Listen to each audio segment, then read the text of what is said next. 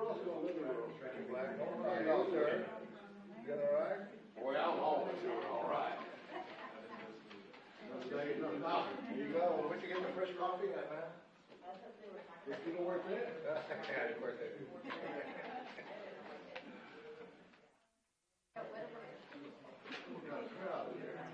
Yeah. We're having an interesting meeting. Tax years over here. Benjamin, how was Waterbury today? You real good? I don't know yet. I had to get the taste of it. And McDonald's and pretending it was a Waterbury. You know, but That's impossible. it was. Yeah, it was. Hi.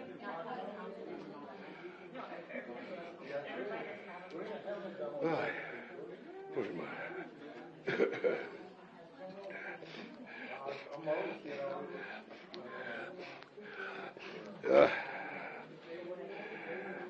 Review your notes.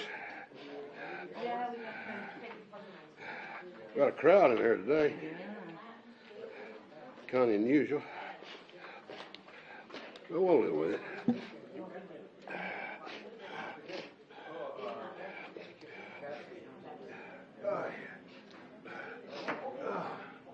Oh, damn allergies. Wish they'd go away.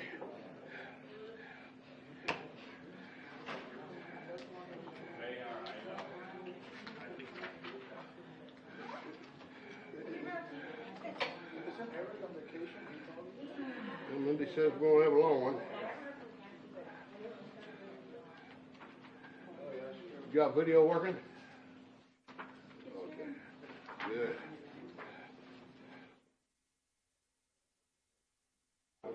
I'm glad they finally got it working. There's the officers. Hello, Monica. Hello, Albert. Good to see y'all.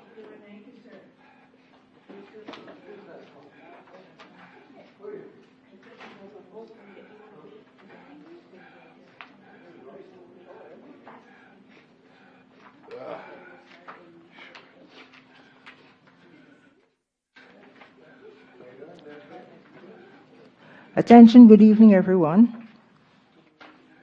Our chair has not yet arrived, and we wanted to give her a few more minutes. It is now 6:35. That's okay?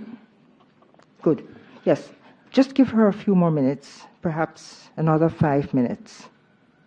She hasn't indicated that she won't be here as yet, but thank you for your patience.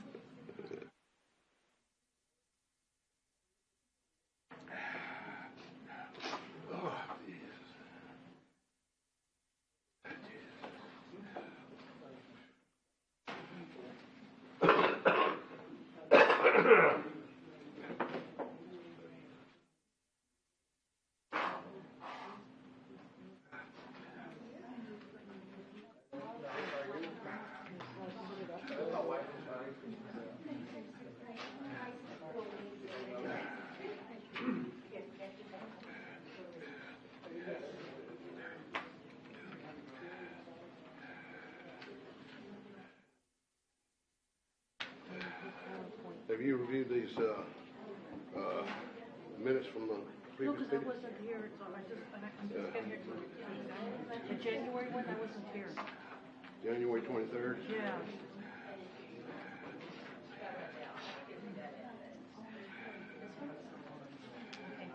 No one even looks at these damn things. Were you here on January? Yeah, I'm always here.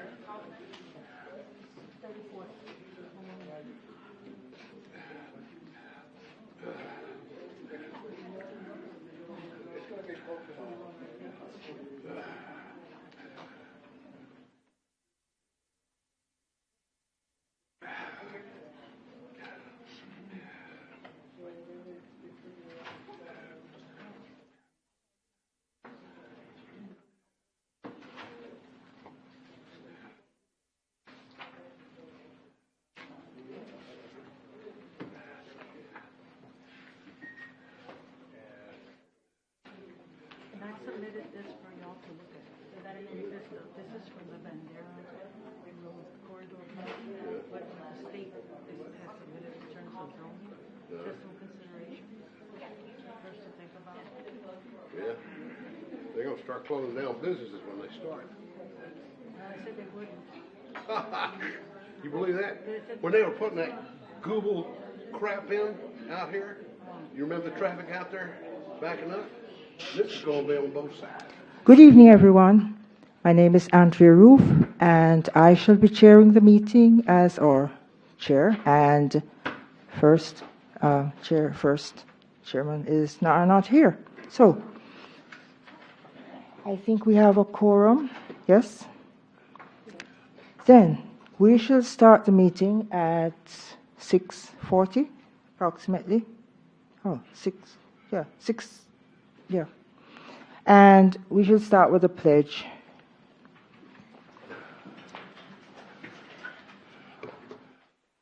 I pledge allegiance to the flag of the United States of America and to the republic for which it stands, one nation, under God, indivisible, and liberty and justice for all. Hoorah!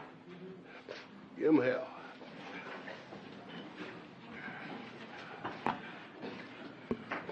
Okay. The first order of business is to approve the previous minutes of the previous meeting, which was held on the 23rd of January. Do we have a motion to adopt the minutes? We'll accept the minutes as they are. That's Commissioner Blackmore. And second? Fernandez. Okay. There was a correction made after the packet went out, and it had the wrong vice chair. But the correction's been made. Okay. Is that the minutes? Yeah. Okay. Eric Mata. Ah, yes, that's correct. But Okay. they've been corrected. Thank you. Well, new business. There will be a presentation on and public hearing and discussion to gain preliminary feedback from the Planning and Zoning Commission to rezone an approximate 27-acre tract of land from R1 single family to Planned Development District with R6 garden homes. Please do go ahead. Hello, thank you. So tonight we have a preliminary feedback hearing on 6518 Samaritan. They are asking to rezone to a planned development district. So here's a little bit of the background. Back in 1971, the area was annexed. Through 1984 through 2011, it's been denied several times for different zoning from R1 to B2, R6. So that's a little bit of background on the property. So the applicant is asking for two variances with this planned development district. One is a minimum lot width to decrease it from 45 feet to 40. The lot size will stay 4,500 square feet. He's also asking for a tree variance. He wants to clear the lot back to the 1995 condition and plant 1.5 inch tree per lot. There will be 166 lots proposed. The applicant is also asking for a reduction in the fee from $112,000 to $50,000. Some special considerations. To meet the access distance from the fire code, the applicant is asking the city to grant a easement on their property to his. The applicant is also requesting that any future changes be approved internally as long as they don't exceed 10%. And the streets are proposed to be 50 feet wide. The city master plan, the current plan recommends R1, but our code states that the Planning and Zoning Commission or City Council may initiate proceedings to change the code. The applicant states that the majority of the surrounding area is R6, which will be his base zoned district. 112 letters were sent out to neighbors that were within the 200-foot buffer. This PowerPoint was made before I had a chance to change it. We got 1 back opposed and 10 undeliverable. Here is the aerial view of the property. Here. No, what got them? Put your last map up there, your last picture. show you where I To live. go back one.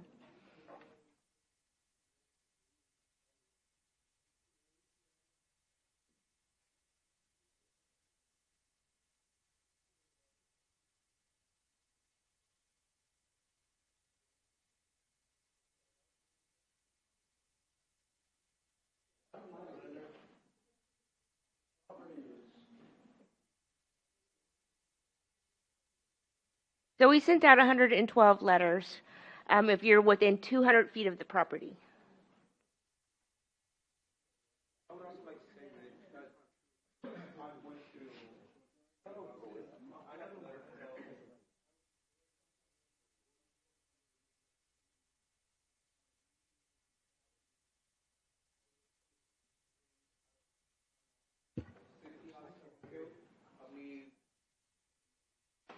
Okay, I'm going to finish my presentation, and then you guys will have a chance to come to the podium and speak. Okay? There, thank you. So the fiscal impact of rezoning this property will increase our ad valorem and sales tax for the city. And all the fees have been paid with this request.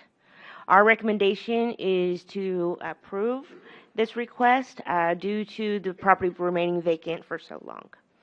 We do have the applicant here, and he does have a short presentation as well, if you have any questions, and then we will open the public hearing. And this is just preliminary feedback. There's no action tonight. I gather the city wants to sell this property off. Am I correct? The city's going to sell this property, They want to sell it off, right? which I don't know that.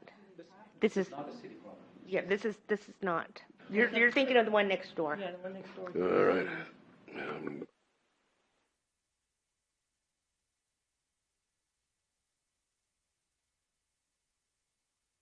you have any questions for the applicant, Mr. Shadi?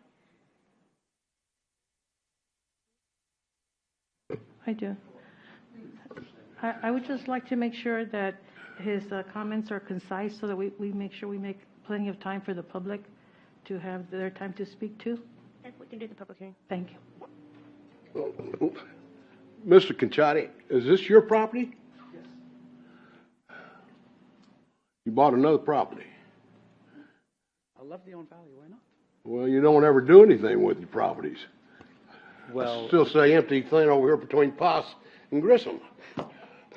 yes. So why don't I go through my presentation and we'll explain a little bit about what we've been up to and all of that. So, All right.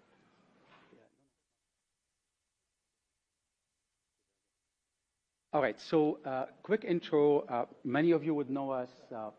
We've been land developers for the past from 2007. We're landowners, we're taxpayers, we've been taxpayers in Leon Valley since 2015. As of 2021, we changed our business model to become more land developers. We partner with a local builder named Texas Homes. Together, we are building the Triangle. So you probably know of this property here. And yes, we are doing some stuff with our land. There are 67 homes going there. This property here could have been apartments by right. We actually listened to the neighbors, and we decided to go with single family instead. Anyways, we continue here. So the 3 acres we bought back in 2015 didn't get our approvals for rezoning until 2019. Then COVID happened. Then we did the property, the Triangle. This particular property is small. I'm sorry. Oh, I'm sorry. Is this? Yeah, it's tough for me to see. I'm colorblind too. So, anyways, this property is a small property. It's been empty forever. Just like next to it, the 5 acres. So we were hoping to buy the whole thing and do a development. This was supposed to be a. Just to answer your question, this was supposed to be city center. When we bought this, it was supposed to link up to city center. So, effectively, we would like to develop it. We have townhouses approved for that. So we'll, but the neighbors over there, mostly commercial. Again, the Evers property we bought back in 2022. We got our approvals in 2022 at the end of it, and we started development just a couple of months ago. In terms of this property, we put it under contract in 2023. It's 27 acres. It is not the city property. It's been privately owned for the past 60 years. And in the past 60 years, the previous owners tried to rezone it about 7 times, denied every single time. Okay, it's currently zoned R1. So anyways, this is the trilogy thing. In terms of history on the land, most of you would know what that looks like. It's the 60 acres. This is the piece here we're talking about. City property, this is the Lubbock property. It's about 11 acres. Most of it is sitting in the floodplain. In terms of the zoning, the current zoning is RE1 for the city, it's R1 for Lubbock, and it's R1 for the Samaritan property. R1 means that you can put, we'll talk about this in a second. In terms of rezoning denials, since 1985 till now, there's been 6 denials on this property. In terms of what lots are currently by right, we would be able to build is 103 lots. We can start the development tomorrow. They're 8,400 square feet lot, which means that they would be very similar to the neighbors right at the east part, between Samaritan and Bandera. That development there. So that's by right. We can go ahead and start developing tomorrow. But what we're requesting is we're requesting the R6, which gives us more density, but it's also the product that is selling right now in Leon Valley. And I will explain in terms of affordability, in terms of what people are buying, the demographics, all of that. So R1 does not currently meet the market demand. So no builders, nobody you'll see here. I saw on the agenda after me, you'll see the folks from Post Landing. And, they're very similar to Trilogy, and I'll talk about this in a second. Anyways, the development challenges that we have is the utilities. There's a lot of cost, either for the city or for the developer to incur, to extend them. There's road extensions. If you look at, this is the city engineer. They were commissioned to do this assessment and estimate to extend the roads, to extend the water, to extend the sewage, $4.6 million. So to do low density and absorb that is not going to happen. It's very, very difficult to do that. So now who pays for the $4.5 million improvements? In normal circumstances, the city would. That's how it normally works, but obviously the city doesn't have the money to do it.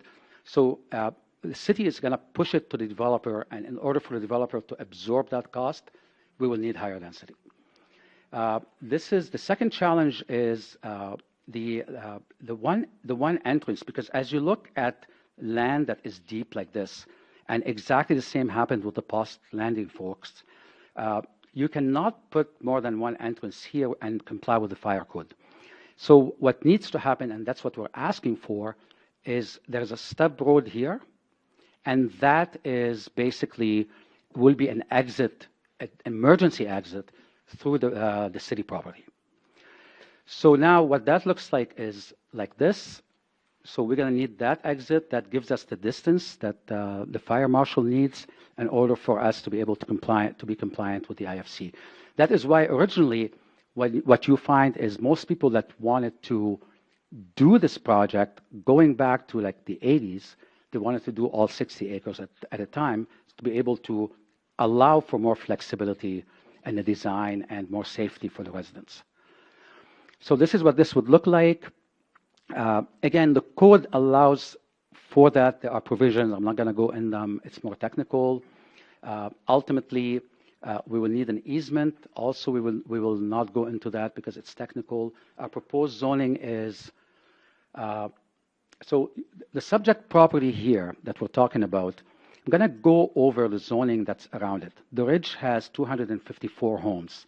It's R6. Shadow Mist has 104 homes. It's R6.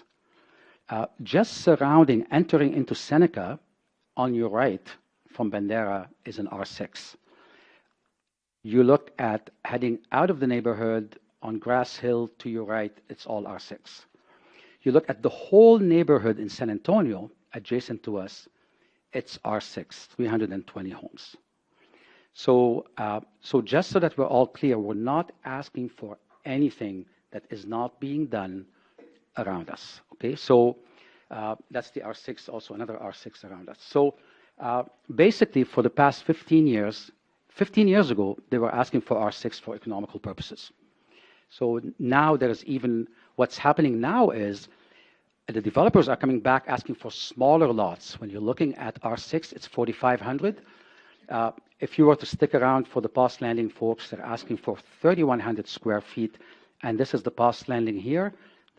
Here was also about the same size. When we did Trilogy, it was about 3,100 square feet, all because of the market and what the market needs. That is what drives development. That is what drives economic development for cities like Leon Valley. In terms of site plan, our site plan accommodates between 165 and 175 lots instead of the 105 that we would have otherwise. This is what it looks like. I think it's a pretty design. This here is a detention pond, and we have a whole bunch of parks here. In terms of the average lot size, it's 4,500 square feet. That's again within the code. The one thing that we're asking for, because of the shape, in order for us to maximize density, we may need to go down to 40 feet in the front instead of 45, and we go deeper to be able to achieve the 4,500 square feet. We're not asking for variance on the size of the lot. We're not. Okay, so we'll stick with the code. And same thing with the streets. In terms of traffic, I know the neighbors are concerned about two things: traffic, noise, and nature and wildlife. That's our understanding. So we'd like to address that a little bit. So we conducted multiple traffic impact analysis for multiple different scenarios. And what we came up with is this. So effectively, Grass Hill will have to be extended, potentially Seneca. The outflow will come mostly off of Seneca, depending if people are turning left or right. So with this scenario, it could be anywhere between 25 and 50% on both sides, which means this is the analysis was done by professional engineers, and actually they had done something similar going back to 2007 for the city because of a development that was projected at that point in time. So you'll see this is very important. So because this addresses some of your concerns. You'll see here there's less than one vehicle per signal cycle between Seneca and hitting Bandera. Less than one vehicle per signal cycle. If you look at Grass Hill, there's less than one vehicle per minute where you will see impact. If you look at the morning peak at Seneca is about one vehicle per minute. Same thing on Grass Hill. The conclusion by the engineers is that, and this is traffic engineers, the same gentleman who did the assessment for the city, is that there's hardly any impact considering how wide those streets are. Seneca is a 60-foot right-of-way, and so is Grass Hill. Massive streets for a small neighborhood. So in terms of capacity, zero issue. In terms of nature and the trees, let's just look at the land history. This is back in 1995. The previous owners, I was talking to the lady, she said they used to mow this property, like literally, they used to mow it. For a lot of people, you'd know that. So effectively, there are no heritage trees on this land, period. We have we conducted, so this is what it looks like today. On all of this here, right here is there's a couple oak heritage trees that are gorgeous on the city property side. That's it. On the Samaritan, there's nothing. It's mainly ash, hackberries, mesquites, and a whole bunch of them are dead. And the ones that, and many of them are diseased. So this is basically what it looks like. This is the detailed tree inventory. And effectively what we're saying is a lot of these trees are just not good trees for the area. So we're thinking, can we just, in order for us to allow the development, and we've done similar, everybody, Post Landing did the same, we did the same at Trilogy, where we said we'll take all the bad trees out, we'll put new, beautiful trees in, right? So that's the idea. So hopefully from an environmental perspective, you will see, and we'll be making contribution to the Tree Preservation Fund as well. In terms of economic development, it's, our contribution will be about $315,000 extra to the coffers of the city for annual budget. And I want to spend 2 minutes on this because this is very important. And I know that we had the same issue, and Post Landing did as well at Trilogy, at the Triangle. We had the neighbors coming in and saying, well, we had this beautiful backyard behind us. And that's totally fair. It's been there for the past 50 years, 60 years. It's always been there. The issue here is yes, there will be impact on your lifestyle as neighbors. But let's discuss that for a second.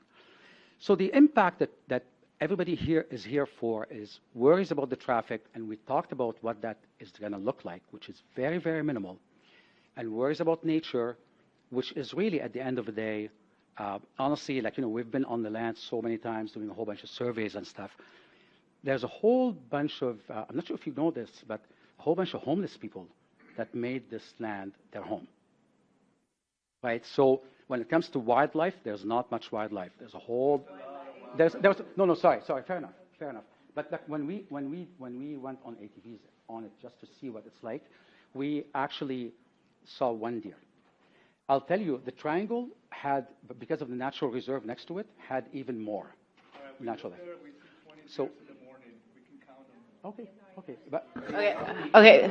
We're not going to talk from the chairs, please. Okay, fair enough. So, thank you. So in terms, but fair enough. There's deer and there's wildlife and there's traffic issue. But let's talk about what the extra money will do for the other citizens. There are 11,000 other citizens in the city that don't live in the neighborhood. So what does that do? We're currently understaffed, fire and police. I'm not making this up. You can look at the budget. Emergency response, everybody complains about that. At the town hall, that's what people's biggest concern was about emergency response. Why? Because we don't have the funding. Why we don't have the funding? Because we don't have new development. The library is open only 5 days a week for the kids. City parks, other parks that are owned by the city, not privately owned by people, have been underserved. And, we're basically, by not developing, we're stunting economic development. For the property owners, I really invite you to please put yourself in their shoes for a second. Okay? I'm going to describe Ms. Dooley, the previous owner. She's the one who basically, and other people that we talked to on the Lubbock side, et cetera. The common concern was this. One, it's been 40 years of denial of rezoning. Those family investments have been trapped, like literally trapped, because they can get the zoning and no developers coming in to buy because they can't rezone, they can't develop. So if you were them, I understand there's traffic issues and nature and deer, would you be accepting your family investments over 60 years being trapped, where your kids are not able to benefit from going to good universities, et cetera, because this investment is trapped, while other people are using it as a park? Well, I mean, it's nice for the lifestyle. And, there's homeless sanctuary now on some of these properties. There are no willing buyers, but they're forced to pay their property tax just like everybody else here is. I'll ask you to consider that. What are they getting for their property tax? Nothing. No services from the city. They can't even live on it. So for those people that are now, I just invite you to please balance this. Okay? There's a lifestyle issue impact. Absolutely will be. A little bit more traffic, a little bit more trees. But what about all the rest of the stuff? The remaining citizens and the current property owners. I'll leave it to you. We'll let you come up and talk, and I'm done. Happy to answer your questions. Okay. Any questions for Mr. Shahade from the dais?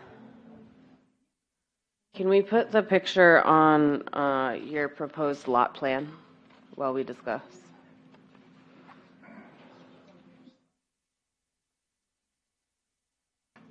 Ms. Gomez.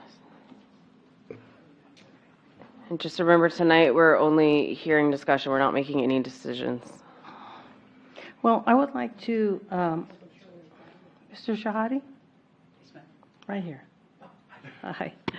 Well, I would like to start just with the initial idea of you requesting a variance.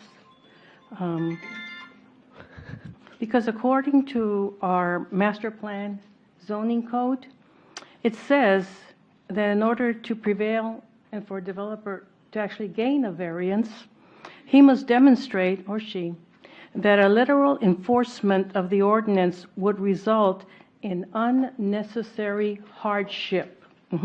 So the applicant must show that the hardship is unique, oppressive, and not common to other property, and not against the public interest. It cannot merely be that the property cannot be utilized for its highest or best use, and not merely financial, and not self-imposed, and not simply a hindrance to the developer's goal. So I ask you, what is your hardship? Sorry, is he asking for a variance? Yeah. I'm happy. I'm actually asking for PDD, which is not a variance. Well, you're asking to change it from an R1 to an R6. That's not a The zone variance. change. That's a zoning change. That's a zone Zoning change, that's not a change. variance. Very And different the than a variance. and then are you not also changing some of the original requirements Well, the from PDD, which is what council asked us to do. Honestly, council wanted a PDD for that whole area. So we came back with a planned district development, which is exactly what we were asked to do. A planned district development generally would lay out a site plan, would lay out a fire plan, would lay out a site survey, would lay out tree survey, would lay out the traffic impact analysis, all of that. And when we submitted all of that, whole bunch of work. So effectively, what we're shooting for is an R6 base, which is what you'll see. You'll hear the next folks coming in. This has been granted before to everybody. We got granted this. So let me just explain. Well, see, my something. concern is that you seem to There is no- imply. there is no- I'm sorry. My concern is that you seem to imply that it's a given right. Okay, Absolutely not, no. I found in the PowerPoint the exact variances, so we'll get to the exact variances so that we can be clear on what we're discussing. I see the exact variance we're asking for is to decrease the lot width from 45 feet to 40 feet, but keeping the same lot size. Yes. This is something that we can work out in a PDD without asking for a variance. So the language you're looking at is different from what we do with PDDs. Well, but he is requesting to, even with an to change it to an R6, you're even asking to diminish or to alter that as Yes. well, And that, right? and To that, go and from a that's 40 allowable, and that's allowable within a PDD. That's the reason we have something called a PDD versus just changing it to an R6. The reason we came up with a PDD is because most of the lots that we had left were not workable with regular zoning. And so we came up with the PDD to be able to work with what we had left because they're strange lot sizes and strange lot shapes. And so we have the PDD so that we can work with that. And so these are not variances according to the law. These are changes to work within a PDD. And so the legal language of a variance doesn't work here. And so it says variances in here, but these aren't technically legal variances. Well, under the master plan, it doesn't differentiate in that way. It does say variance, and since he is requiring changes, why, I want to know what his hardship or his unique circumstances that we have to modify an R6. Okay, so I would love to answer this. We are not really asking for variances. We're just saying we need to change effectively as part of our PDD process.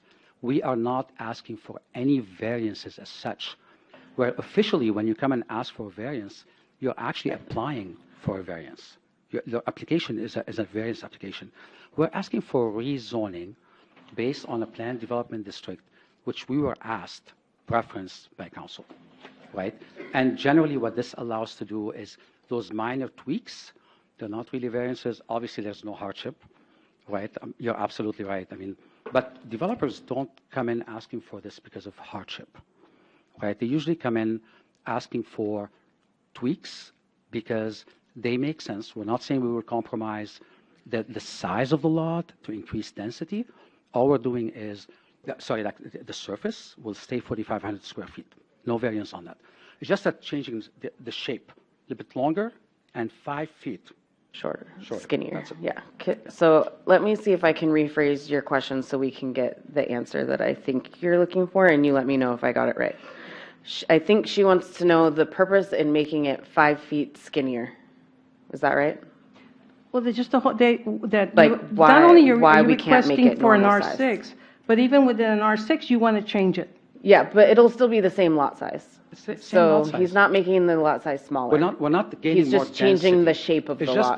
because the product you want to put on that is in demand does not require 45 feet. We need it to be longer, right? Like, the Yeah, design that we deeper. have to build, they're just a little bit different. And we just thought, we can just go wider, we just change the product. I just don't see the justification in that, to actually modify an R6 for 5 feet. For Yeah. 5 feet, for 5 exactly. feet, but then I'm gaining an Yeah. extra 15 feet. And also, to go from 2 trees to 1 tree, and you're not talking canopy trees, you're saying it's a 1.5, that's like a 10-gallon tree, a small tree. It's not going to they're good- develop but they're into good a trees. canopy tree. They're not. They develop, They develop quick, Yeah. but Well, they're not. I've been to the other sites, right behind HEB, it has a similar, and even off of Hebner, some lots that you also developed back there, and I see stick trees, and it's been Not- several years. not him specifically. It's the same type of tree. I s- yeah. So anyways, in terms of being able to develop anything, reality is old trees need to go, new trees need to come in. Yeah. As you see at the Ridge, they've done the same. Look at their trees now, they're beautiful. That's a nice neighborhood, right? And we're not building bad neighborhoods. We're building beautiful neighborhoods, hopefully that everybody will be very proud of. This is not about me standing here and being punished because, I'm the bad developer coming in and, wanting to change everything and turn. This is not about it. It's about economic development. It's about need for people to have affordable housing. Something in the $400,000 range. There is nothing for families right now in this area. People that work in the medical center, a nurse, a single mom who needs something to live in that is nice for the kids. That's our target market. Target market is a couple with a couple kids or a single person with a couple kids. That's who is buying. And you will see, and there's pride of ownership. People take care of their homes that they own. This is not a rental property, just like yourselves. Somebody built your properties. And guess what? I can guarantee you that there are people sitting saying, no, don't. I can guarantee you that. Right? Yeah. So how did your house get built? I'll just leave you with this. Was it a bad developer that came up with the idea, and now, we should go beat them up? Mr. Shihari, I have another question. You also indicated no developer would want to build an R1 because of the cost. My husband was a developer. He developed all kinds of properties, from custom home to tract homes as this, and I asked him, is it impossible, is it more money to build an R1 than it would be to build an R6 garden home? He says, you're still running in the same wire, you're still running in the same infrastructure. That's true. He says, so the only difference is you wouldn't make as much money, but you would have a profit, just not the maximum. Okay. So let's even though discuss- you're indicated by your data of what your engineers or what other people have stated, it's not impossible, and it is Let me- doable. Pause for a second. This is off topic. I was just responding to his data. So we Yes, do, we do I need realize to that, clarify. but technically discussing how much profit he's going to make isn't Well, something he we're allowed stated to he wasn't do. going to make, that nobody would do it because it was not profitable. Oh, that's Those not were what I his said. remarks. That's not what I said. I said nobody will do it because there's no market for it. To build a Yeah. and also you're right in a way, because of the extensions that are required, it makes it more financially difficult. Absolutely, but there's no market for $600,000-$700,000 home at this point in time in the market. I can guarantee you this. Our target market are the people in the medical center that are not the doctors, but that level that's making $100,000 a year. That's what they get approved for. Okay, we're getting off topic here, talking about profit and stuff like that. So let's stay to the agenda, please. Thank you. Yeah, we can't discuss things such as that at zoning meetings because we're not the business people, we're the land people. And everyone will have their own opinion about that anyway, so it'll just turn into an argument of money. So Also, I did have one comment about the traffic analysis, is that I think we do require a traffic impact analysis. And just to it's- correct, it says when the property occurs that generates 100 peak hour trips, yes, not cars, trips. Trips, Or yeah. less. And so we are talking about 27-acre tract land, so I think. Or more, yeah. Yeah, so that would be required.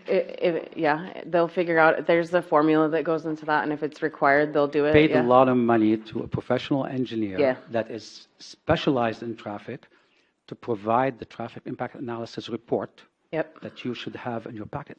they already, So We don't have it in our We packet. absolutely Have it, did that. and That was part of our I only application. asked because you did mention it was cars, and it actually yeah. says trips. Well, it Yeah. says trips. Well, it's, yeah, Trips, cars. all the analysis is there. Like, it's done by a gentleman named Joe Nix. He's a professional engineer, specialized in traffic. And he's done, so anyways. And we don't see the description of the height of homes. And I know previously that was a concern, even with an R6. So that would also be submitted, right? Yeah, Anyway, just to comment on the traffic impact analysis, our city engineer will review that. Yeah. And it will not go to final unless he approves it. Okay. yep.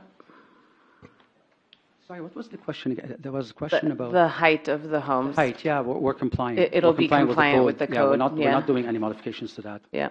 No modifications. Well, we just need it in writing. It's the same as, It'll be, no, it'll it's in just the be to the code. It'll just be to It's the just I code. remember previously, there was a lot of discussion in the city council about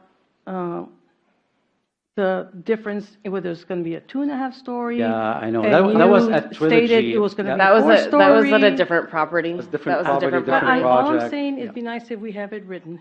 It- So there's it's- no. It will be written. It will be written. This is Absolutely just no a problem. preliminary discussion, so there's a lot of data like that that's not It's the included. code. It's 'cause- the code. It's already written. Yeah, We have to and comply by and it. if it's in the code, it'll be in there because it's already written in the Already code. written. So, Ms. Fernandez, you had a hand? I just wanted to ask a yes/no question. Will we have this PowerPoint that you've shown us today, will you hand it over to the city manager or so that any citizen can look On at your- it on your carefully? computer. Yes. Yeah, it's on our It's computer. already on your I know computer. it's already here, but I mean, so that anybody can see it, will it be on our website? Will it be in the minutes? Is her question. We can email it. Okay. Yes. I think that people Objection at all? Yeah. people can make better comments and suggestions and formulate better questions when they have an understanding of what you're doing. It's So every all time yours. you present it to us, it would be really helpful to everyone if we could look at it at our leisure, so to speak. It'd be a pleasure. Thank You you. already have it on your computer. You're Yeah. welcome to I see it now distribute for It'll be- myself. My question No, is no, for absolutely. everyone. Yeah, Anybody who needs it, I mean, It'll be, absolutely it'll be in the happy minutes. to provide it, yeah. Are you done with your questions, or? does anybody else have questions for Mr. Shahade? Well, I don't know, but it was because since it was brought up in what we were given, that you were requesting that any future deviations to the plan be Less than 10%? be internally. Yes, and that's also approved. part of our code. Can I That's finish? standard, yeah. That That's- you were requesting that any deviations to the plan be internally approved by the planning and zoning director for subsequent development, for under 10%. So my concern is about the transparency of that. And That's I- the code. That's That's the the code. code. We're not asking for anything that's Yeah, not in the that's code. just Yeah. part of the code. Part of the code is when you're doing a PDD, Yeah. the director has a certain level of discretion, and that's usually within the 10. We did not invent that. Yeah. It's just, it's That's not just a part of special the code. request. Okay, It's just but you're part of the- requesting it for approved by the planning and It's zoning. part of the form. It was Yeah, it's part just of part of the form. Like Okay. It's Well, it's just- just, there I was- just want to make sure that I'm not misunderstanding, that we No. are getting We're not gonna transparency. Yeah, use no, it. that's not, yeah, Okay. and that's not special. It's just part of There's the code. nothing special there. Okay. I did have one question for Ms. Teague. I have one question about the second exit. It goes out onto a field. So our fire department is looking at that right now, reviewing it, and since this is just preliminary, Mr. Shahadi is addressing those comments. Okay, thank you. You're welcome. It's still in review. Okay, thank you. It is 7:15, and I will open the stand for public comment. Remember, this is just preliminary discussion. Please write your name and address on that form. You don't have to say your address, but please say your name when you come up. But don't say your address. Just write it.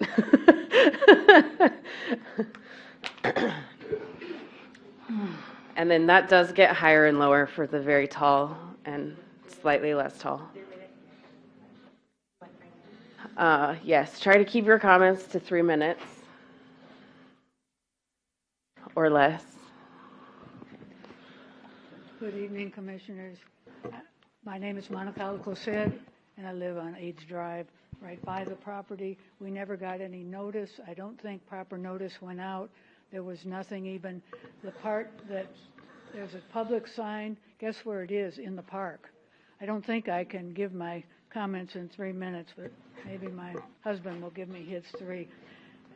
Anyway, I will try. The reason I wanted to speak first was because we've been there for more than 40 years, so we're familiar, much more familiar with what Mr. Shahadi's talking about than he is. He's taking a lot of isolated things, including that development plan is very similar, if not exact, to one from 20-odd years ago.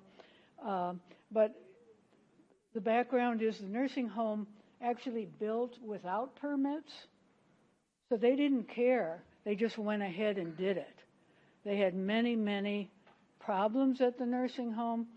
My husband's father was there for a number of years, and he constantly, in quotes, escaped in a wheelchair to come down to visit us, which was fine with us. The problem was when he went up to Bandera Road, which a lot of other people did, that were residents of the home. But he's talking about the lots all being R6. Well, the lots that were given notice were primarily in San Antonio. There's no connection whatsoever to them. There's no way to get to them. They can get through our park, which he doesn't show any parkland. I guess he's counting on using the city's parkland and what they might do, which is kind of unfair to all of those families that will have to live there. I agree that the 1.5-inch tree, because we have many of them, is not a tree and certainly not something heritage, and why someone would make smaller lots, take out 1,100 trees, and then put back 166. It's flabbergasting. That's a minimum cost compared to the other costs. We will be very much affected. The land where he's trying to exit, he's asking for a permanent one for the fire department. Please don't give them a permanent one there. There need to be streets or an access, and if he's given a permanent one, no other developer can make that difference. He's going on background from a nursing home, which he claimed which he claims he bought, but they actually, so he loses their background technically because he's the new owner, but the easement is going on to city property, so he's asking for more generous things to happen. Pause 1 second. Mr. Alcocer, are you ceding your time to your wife? Continue on. The property, the reason it hasn't sold is because of severe drainage problems that are almost completed, not because of other problems. The city had not zoned it properly, not handled it properly, the plats weren't done properly. That had nothing to do with the sale. The people say the same thing. Nobody wants to buy R1 houses. We have people in the neighborhood who want to buy. Nobody even knew the property was for sale. we asked for the city to put the 1 acre lots that they were supposed to do. That was never done. The majority R6 are all new little ones that fit in because there wasn't room to do R1 like on Grass Hill. But on the property behind it, that all the trees were wiped out, hundreds of heritage trees, all the land was messed up, there was no provision for drainage, so guess where all that water came? Down on the area where the drainage problem already existed. The utilities for that particular property are there. That's what the nursing home did. So it's not like he has to put in a lot of utilities. The traffic is the same thing that they say no matter what. So even though the houses now have 4 and 5 vehicles a house, still only one a day goes out in a minute. If you see it now, you can't get out, especially on Grass Hill, but he doesn't account for the fact that in just a few years, all of the people on Seneca and all of the ones on Grass Hill will have to turn right. So there's no plus to any of that. The thing, asking for it doesn't make it so. Stating it doesn't make it so. The fact that we can have, because nobody's asking for it, ask any of the people in the original neighborhood, they all want R1 homes and their family members want R1 homes. We also have so much wildlife there. The Caracara, for those who are familiar with it, have nested there for now at least 10 years. I think consideration needs to be given to wildlife. The homeless, brand new issue, only in the past year and a half, hasn't existed for nearly 6 months because the city took care of it. And the cost versus expense, I think this commissioner dealt with it in a good way. It just isn't there. Thank you.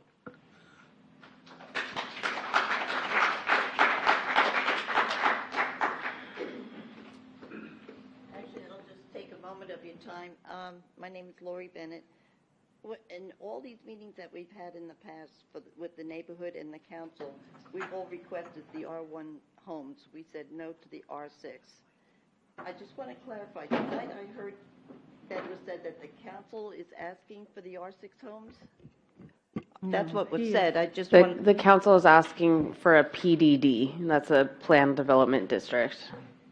So it's a type of zoning. So how come R6 homes are being planned when the neighborhood was asked what they wanted, and we said R1s? The neighborhood was asked what they wanted on the lot that's north of it. We were under the impression that the homes being built back there were going to be R1s. That's what we asked for. And some of the people, as Ms. Alcocer said, were interested in buying back there. And now all of a sudden R6? So this is a different lot than the one that the city council asked for at the town hall. Thank you. I was like, there's a word there. At the town hall. This is a different lot than that. But also, when he mentioned before that the city council asked for something, it's a type of zoning that they asked for, not the size of lot. And so that's what he was mentioning earlier. And so the size of lot is not up to the city council, just they had requested a specific. They who? It is zone 1. It is an R1. It is zoned for R1. It's zoned R1 right now. It is zoned for R1. Okay. He's requesting the difference. Yeah. But they just requested that he use a PDD, which is a planned development district, which is different from a lot size. And R1 and R6 are lot size. Right. So does that So clear up? R1 is not going to be considered? R1 is completely up to what the developer wants to do. And so we don't have control over that. You guys, the citizens that live nearby and other citizens can say what they want. But ultimately, it'll be up to the owner to ask what they want, and then it'll be up to the city council to vote yay or nay on the request ultimately. Because the So- R6 homes that he mentioned are just small patches that came in after the neighborhood was established with R1 homes. And those were just little patches. It's not the majority of the houses back there. Yeah. Our so- property value will now go down, right?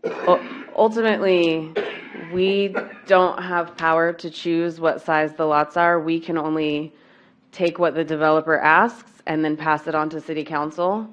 And you can give your opinion and the city council can say yes or no to the developer. That's all we can do up here. And So the- we need the citizens to give their input and we need the developers to listen to it and then do whatever the developer wants to do with what they've listened to. And then the city council to listen to you Well, we had and a then vote on meeting it. Yeah. before, and we weren't listened to. That's why I just wanted to clarify. Yeah. Thank you. You're the citizen. Mr. Shahade would like to ask something. It is up to the citizens whether you will allow that or if you want him to write it down and wait. They would like you to write it down and wait.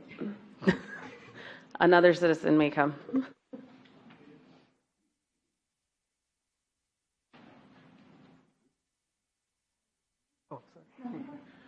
Hello, my name is Mauricio, and I'm here representing the residents from the villas, Ingram Hills, and surrounding areas. As many of the citizens here may know, many of us, they claim to have sent out many notices. Many of us did not receive a notice. I personally did, but it took it upon myself to go around the neighborhood and spread awareness on the topic. Me and my brother personally had to make copies of the original document so we can spread knowledge about what's going on, whether people are in favor or opposed. While I feel like he says he's concerned with many things like the wildlife, he did not take the time to ask the people who own the animal sanctuaries nearby whether this was a good decision or not. I feel like he did not take the time to tell everyone whether this was intentional or not intentional. I do not know, but it was negligent at the end of the day. Now, I have 47 signatures and stating people with their address and contact info, and I would like to give it to the council, of course, so you guys may see the public's interest from the surrounding neighborhood. Since not many people could attend here due to timing, not having knowledge on the topic, or inability to speak English. So that's why I'm here to represent them, and I also have here their signatures, and I would like to turn this into the council, of course. And also, regarding the wildlife, he claims that there was one deer. Many of us can claim there's more than one deer, and not just deer, possums, raccoons, foxes. Also regarding, he says he's concerned for the youth. I'm 21. I've talked to many of the people who are my age or younger. Our main concern is really the wildlife. That was the first thing that came to our minds when asked or talked about this whole topic. So if he's so concerned about this, why does it all look so negligent on paper and when asking the people here, you know? I guess that would be all. I would like to give, the other citizens time as well to express their concerns. Thank you.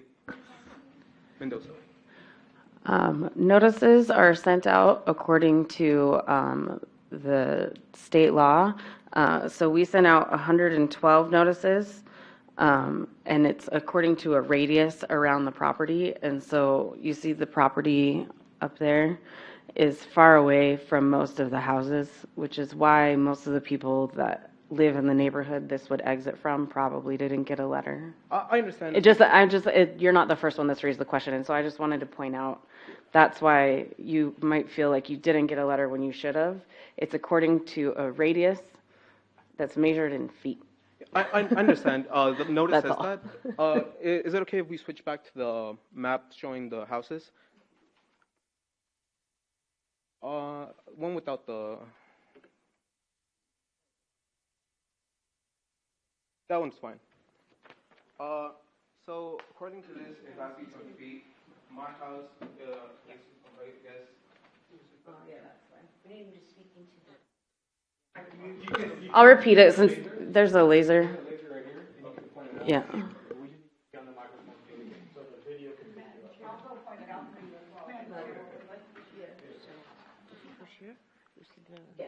Yeah, he got a letter. He was just pointing out many people didn't get letters. That's all.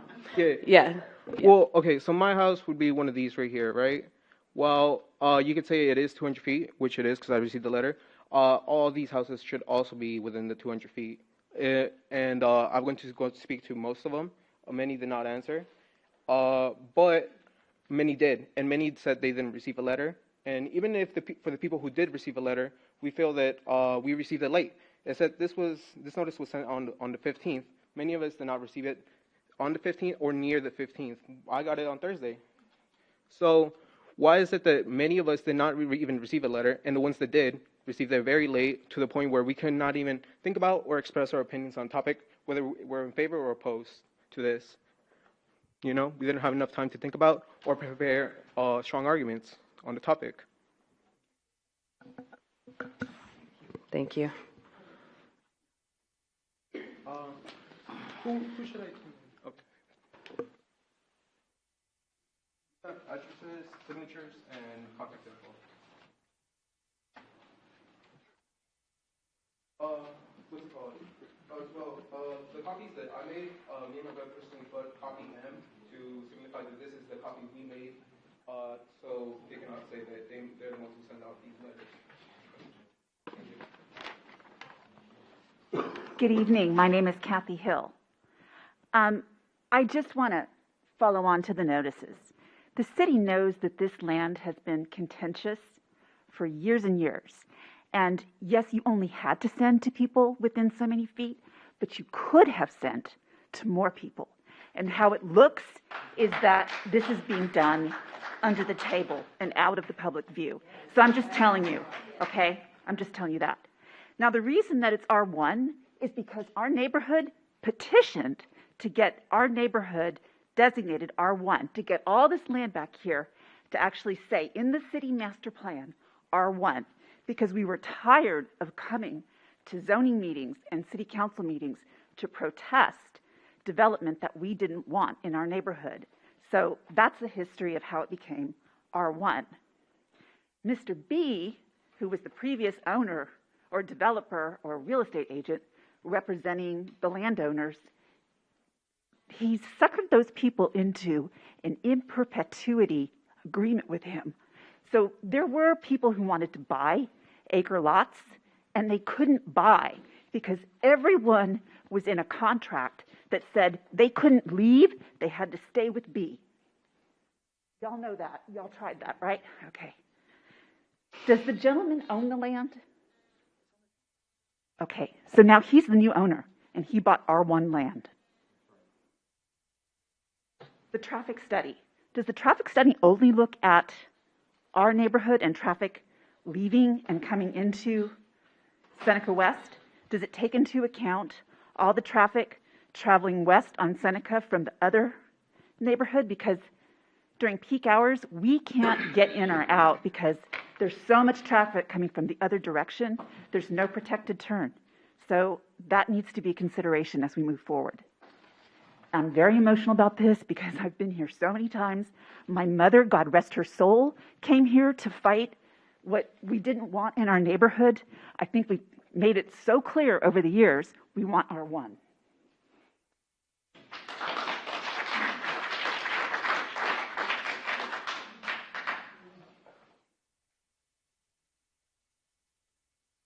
Ms. Kathy Hill said it perfect. Abraham Diaz, I live 6014 Cayman Drive. I'm not scared to say my address. I agree with Ms. Hill about the notice. And I believe these gentlemen live in San Antonio. Thank you for what you did. Thank you. Appreciate that. But the problem that I have is that why is the city of San Antonio having an impact on what happens in the city of Leon Valley? They don't vote here. They don't do anything here. And I can't vote in their property, and I don't have a say-so in their property. We have a say-so in our property. So I know that there's this rule of 200 feet, And time again, we have always asked the mayor and council that when you have a zoning thing come up, please notify the entire neighborhood. We're not that many houses. So I'm asking, when this thing comes up again, when he sells this property to somebody else, you know, and it comes up again, please notify us. He bought an R1 property. That was his choice. He bought an R1 property, thinking that he can hopefully develop to R6. We do not want an R6. Come up here time and time again. The developer says that there's not a market for, it's not a demand for an R1 home. I can guarantee you, if I put my house up for sale, I'll have a contract within 30 days. I can guarantee you that. There's not the demand. Put R1 homes back there and see how fast they go. They will go quick. We have a very beautiful neighborhood. We have an amazing green space back there, just like the green space that's across the street from us. We want to keep these green spaces. We want to be able to have that quality of life. I've come up here and I've talked about quality of life. It's important nowadays, with all these things that are going on in this world, to have a quality of life where you can just walk out and take a walk if you need to take a walk and not be disturbed. So I'm asking you again, as I come up here before, and I'll come up here again, and I'll come up here again, and I'll come up here again, for the next developer, and the next developer, and the next developer. Leave it as an R1 zoning. Thank you.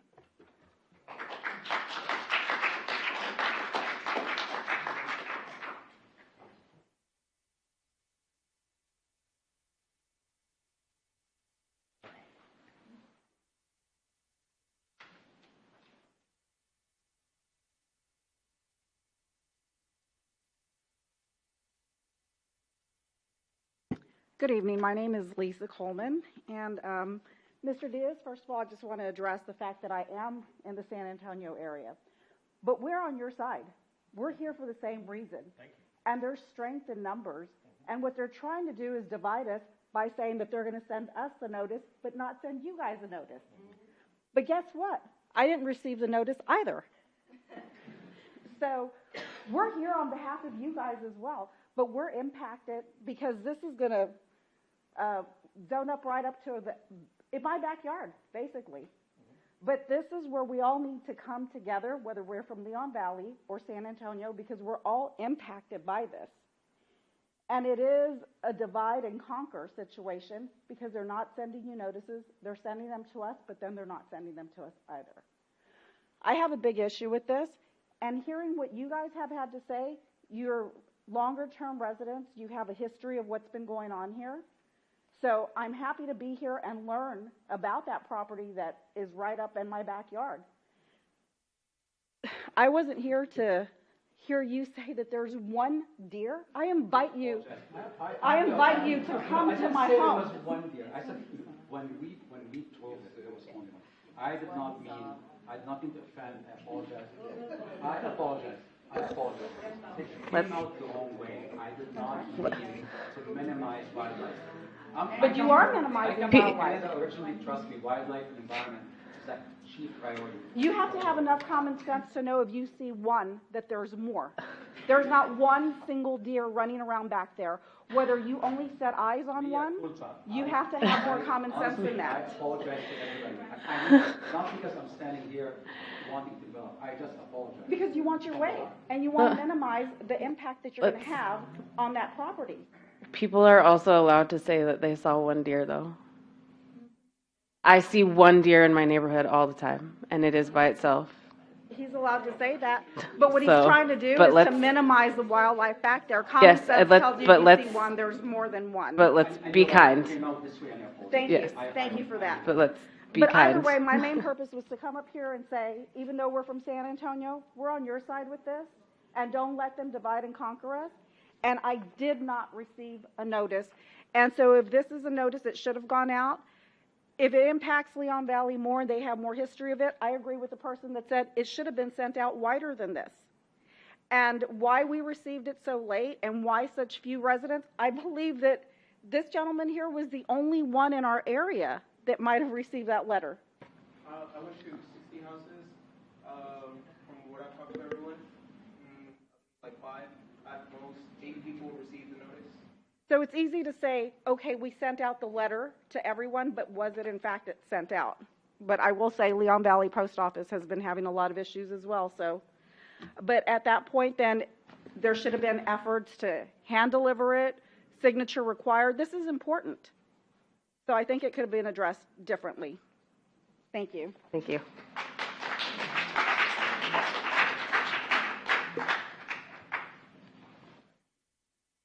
Hi, my name is Gabriela. So we're also from the San Antonio side. We're from the same house, though. I know he's allowed to say he just saw one deer, but we live there.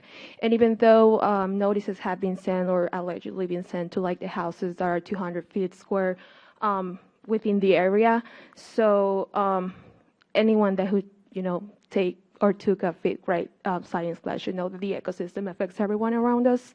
My neighbor said, we also. Well, it's in our backyard, and this is going to affect us big time as well. Not to think about as well the disturbance that there's going to be when they're under construction. I don't know if anybody thinks about that, and like it's going to impact our lifestyle. Yes, of course. One also other of the questions that we have as homeowners is how is it going to affect? Even though we're in San Antonio, probably I don't know the answer. Like house. Taxes or house value. I don't know. I have many questions about it, but I'm here to say that we're opposed to that, not only because of the ecosystem, but it's going to be a big impact in our lifestyle. So probably the delivery of those notifications should have been, like she said, like probably hand to hand. I know it's a big effort, but like the city, Leon Valley residents should know. Mendoza.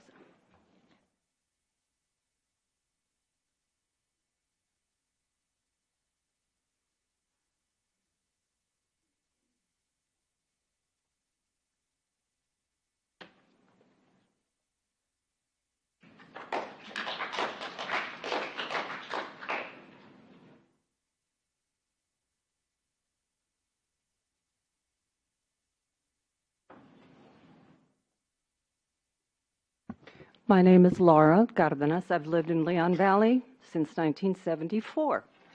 Been coming to these kinds of meetings with my daughter, who's going to be 50, would have been 50 this year, excuse me. I was against it then. I'm against it now. We have the largest portions in Leon Valley, and instead of putting 166 houses out there, we chose back when to keep it R1. It needs to stay R1. We don't need 300 cars coming in and out. Second, I remember one of my neighbors, an ex-mayor, Marcus Semmelman, asking, has anybody done any research on the land as far as toxic waste? It was a nursing home. How did they dispose of medications? That needs to be done. I'm totally against it. I'm 76 years old. God willing, I'll be here next year and I'll be fighting this again. And who knows? Maybe we'll get our way and keep it R1. Thank you.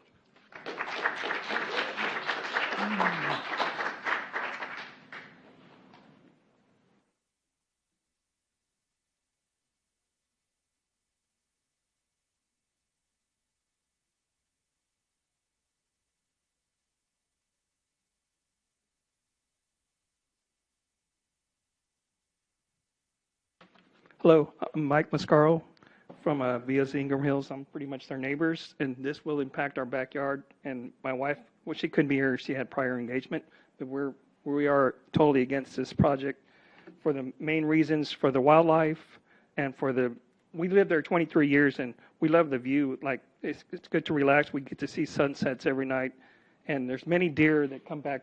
They're always back there. We can see them from our back window, and just to mention the view is nice and all the trees out there. We're just completely against it, and hopefully everybody will do the right thing with this because, like I said, we've been there many years and we enjoy that green space, and I don't think we need any more housing, and we don't need any more impact on the environment and traffic, of course, and noise. So we're just against it, and just wanted to voice that opinion. Thanks.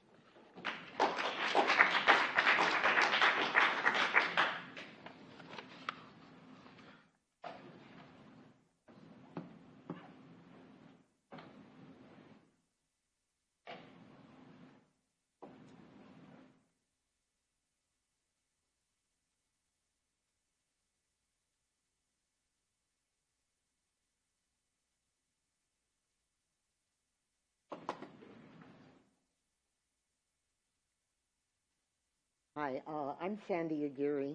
I have lived in Leon Valley since actually 1972. But the house that I'm living in, I've been living there since about maybe 37 years.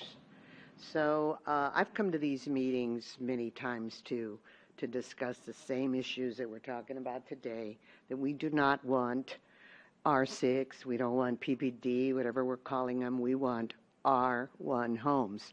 And I hear the gentleman say that, you know, R1 homes, something about 700,000. I don't understand why an R1 home has to cost $700,000, okay? An R1 home can be built for $400,000. The difference for me is the impact that it would have on how many people we can get in there, with how many houses can be put in there, which is going to affect the traffic. I understand the study. We can put anything in a study as far as I'm concerned. I would want the engineers of Leon Valley to check this zoning or this traffic report that he has, because I believe, just from me living in the city as long as I've lived, when we had dirt roads going down Wurzbach, that there's way too much traffic. Plus, I would like to see what's happening and what's being built at Evers and Seneca. Why not complete that project? Let's all look at it. That's your project, right? At Evers and Seneca, the triangle. That's your project, right? Well, that's just being developed right now. I mean, there's nothing other than tractors clearing out the land, took out all the trees, except for a few. Let's see how that looks. You know, that is a PPD, is that what that is? Okay. I'd like to take a look at that before I could even say that I'm interested in a PPD. I know what an R1 looks like, but I don't know about that. So that is my suggestion. Let's wait and see. Thank you.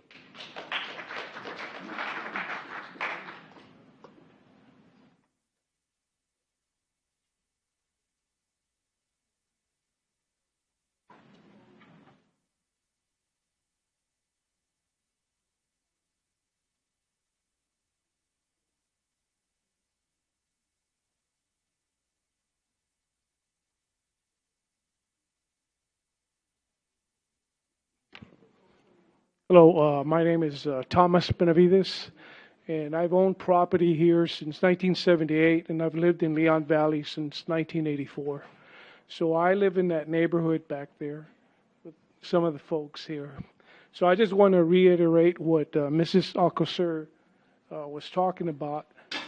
TxDOT is going to revamp Bandera Road, and it's going to add about 80, maybe 8 minutes per TxDOT for us to get out of our neighborhood. So that's going to put a lot of traffic for the folks that live in this neighborhood and anybody that commutes down Bandera Road. So you need to consider that, you know, if you want to have this development, because right now, if you try to, I try to get out of Seneca Drive, it's jam-packed. And in 1987, I did a study with UTSA for the flyover that's there, and I'd put a big package in, I sent it in, didn't hear anything until the flyover was started, and I went to TxDOT, And I brought the plans to the city of Leon Valley because they wanted them. They wanted to see them. TxDOT hadn't even given the plans to the city. So I wanted them to move it back towards Culebra Road because that flyover is just dumping too much traffic. And if you try to get on the flyover to go to work in the morning or anywhere, it's pretty tough in the morning. So adding more traffic plus the new loop system that TxDOT is going to install here in the next few years when they revamp Bandera Road is going to be unburdened on not just the citizens that live in that area, but anybody that lives in Leon Valley that goes down Bandera Road. So that's it.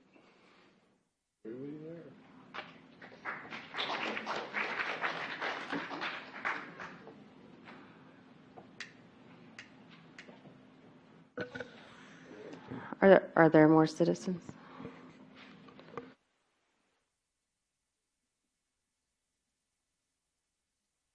My name's Mark Ferris. I live in the neighborhood 6406 Royalty Point, and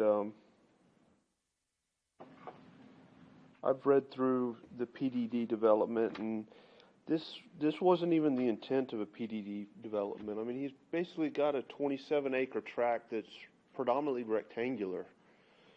And to propose a plan that just baselines sub R6 throughout the entire development doesn't make sense. And I would really encourage people, don't get distracted by the little carrots that are being dangled. The $112,000 fee, the 1 tree per acre, the 40-foot frontage, those are just things that he can throw out, that he can satisfy and make it seem like he's meeting us in the middle, right? But in reality, R6 is what he wants. And to propose a plan, I understand that you're going to have to put R6 in some of those corners, right? You're going to have cul-de-sacs you just can't fill otherwise. But to baseline R6 for the entire property, when it's been R1, he put it under contract as R1. This is not property that he's been saddled with for 20 years. This is property that he's looking to buy, I assume, this month. So he's fully aware of what he's gotten into, and it's all just for a higher profit margin. I know we're not supposed to talk about money, but that's the bottom line, I think.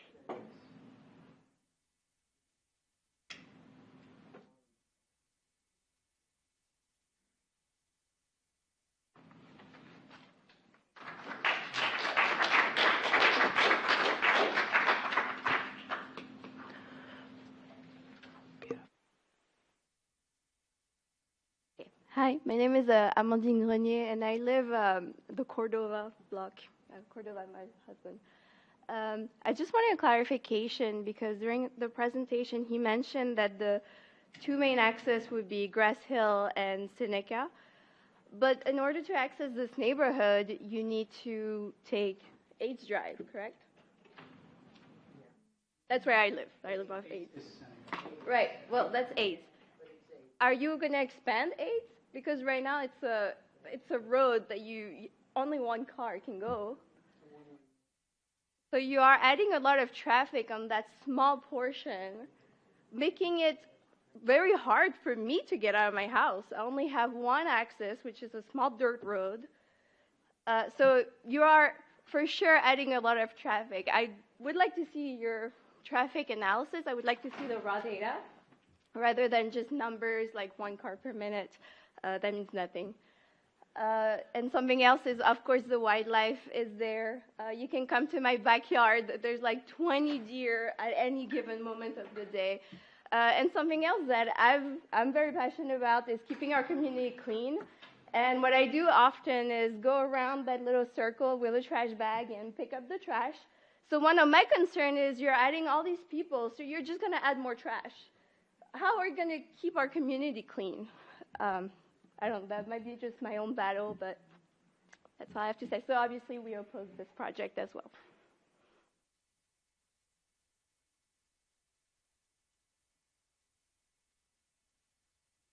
Amandine Grenier.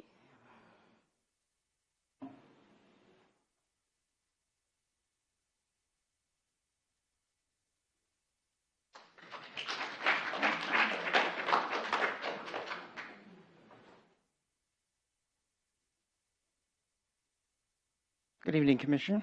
My name is Evan Bowl, live in the Forest Oaks neighborhood.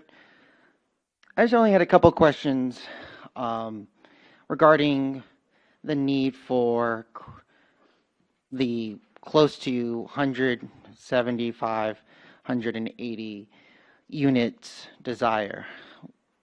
Mr. Shahadi's been here in our neighborhood, in our community for years now, and understands that when it comes to this community's views, opinions, desires, when you present to us a sardine can of a neighborhood, it's not going to go over well with us. And I feel that keeping it R1 is probably the best. It's probably the most expensive thing to do from a developer point of view, but why not present something to this community that might be more readily, accepted with maybe half or 3/4 of the presented number of units? Is the impact to our flood mitigation plan taken into account? That's huge with me. This city and what flooding has on our neighborhoods from the far northeast down to this very area. Has anyone ever thought of that? What this development will do to the direction of the water flow? Thank you.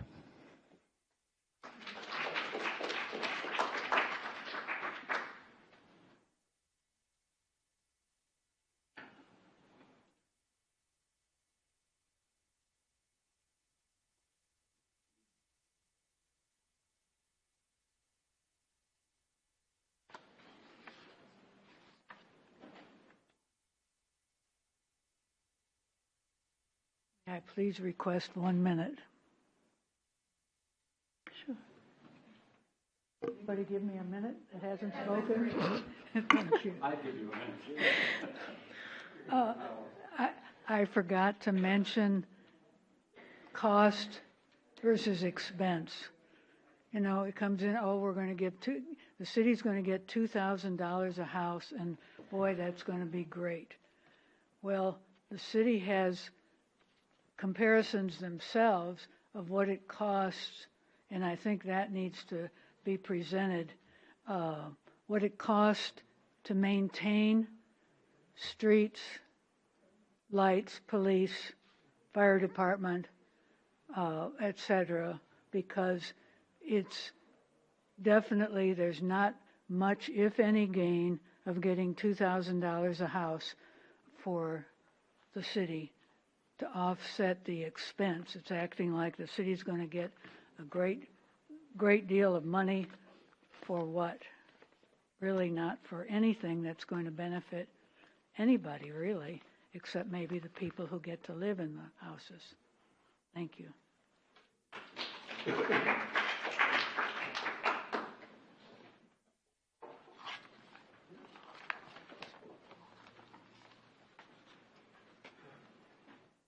have to put my name, right?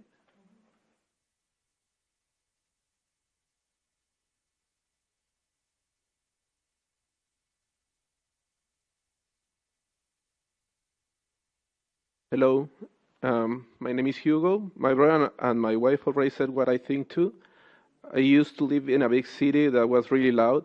That's why I moved to my house. It's located near Wood, and it's super peaceful here, and I'm not the only one who shared the point of view, since when speaking to my fellow neighbors, they said they specifically moved here to the woods and wildlife. Thank you.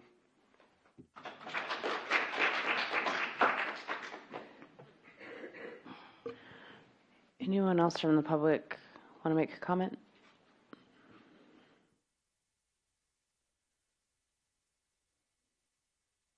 Okay, seeing none, I will close public comment at 7:59.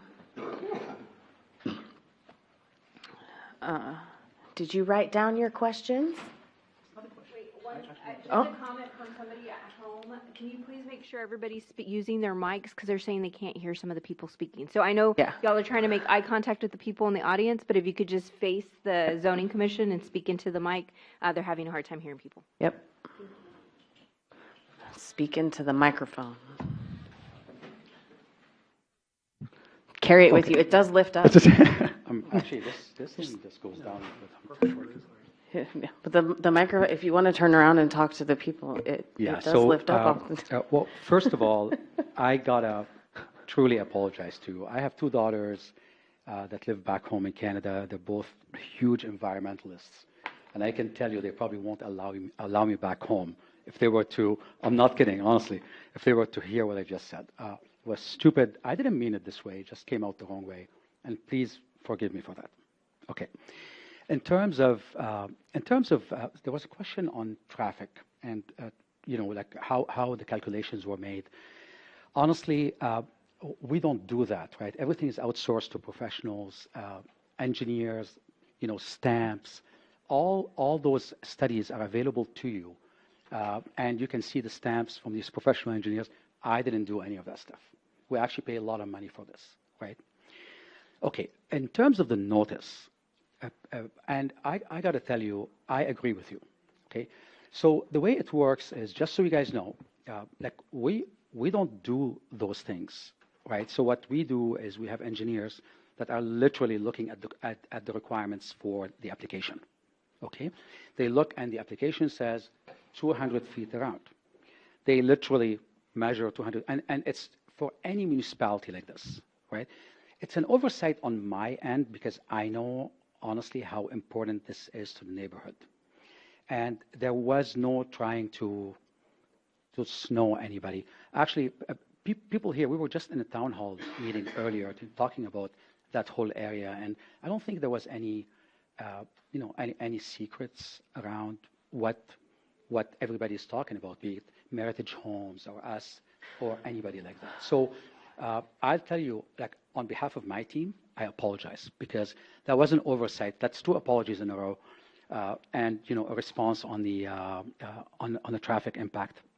In terms of flooding, somebody mentioned something about flooding.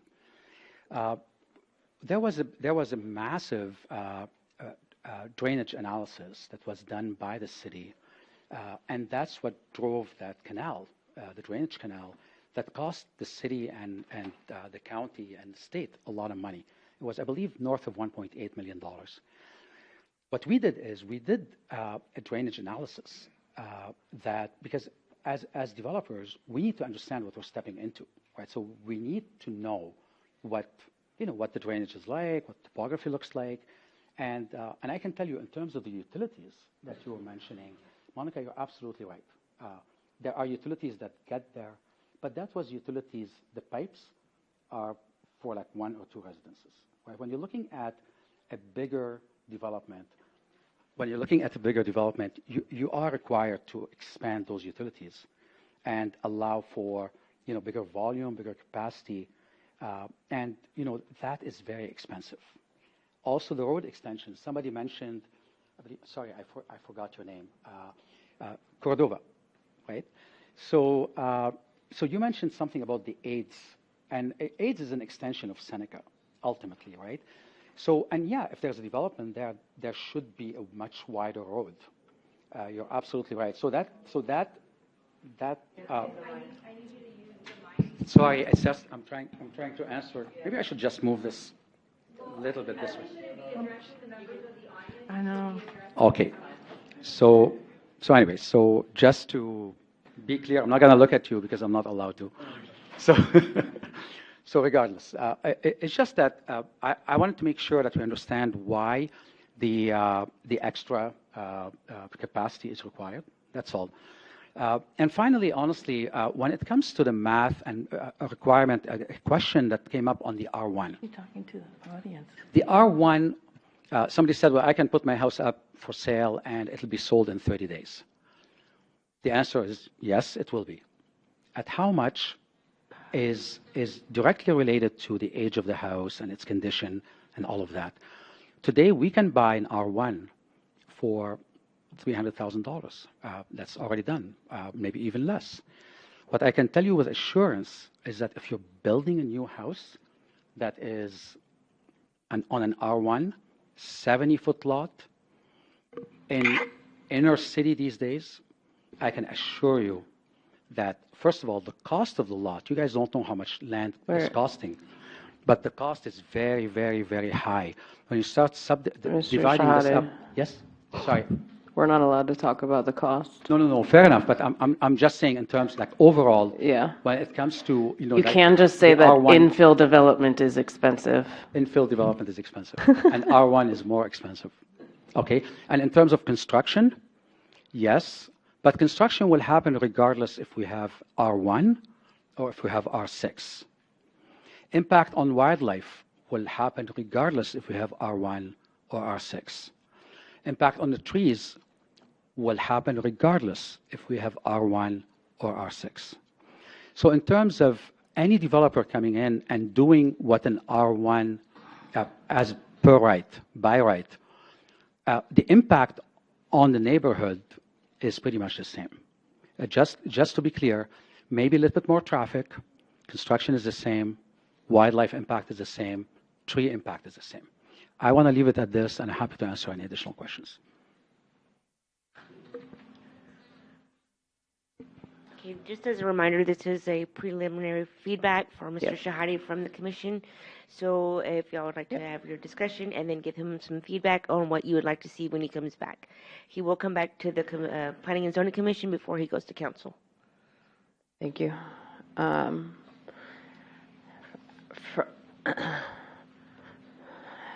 As someone that went to school to become a planner, I will say that I hate having higher density behind lower density. Though I understand that infill development of lower density doesn't make sense financially. I will also say that until those skinnier roads get developed more, I also think that this is not a great idea.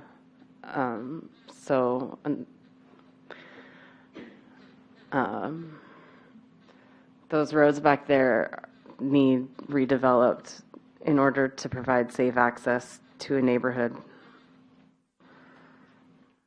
The citizens of the neighborhood are right about that. And as the person that doesn't own the property right on that road, I realize that is not your job. I'm just saying this as the person with the planning mind that's staring at your plan. That's just my input. Does anybody else, aside from that, there were points brought up about whether this fits a PDD. One of the purposes of the ordinance is economic development. You can argue what the definition of economic development is. It does bring more people to the city. That is economic development. This is not flexible or creative planning in that this is basically a normal infill lot.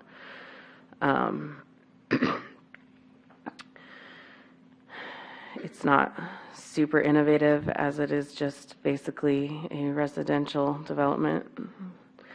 It does have compatibility of land uses as it is residential mixed with residential. Therefore, you have ticked 2 boxes so far. A higher quality development for the community than would result from the use of standard zoning districts. I don't know about that.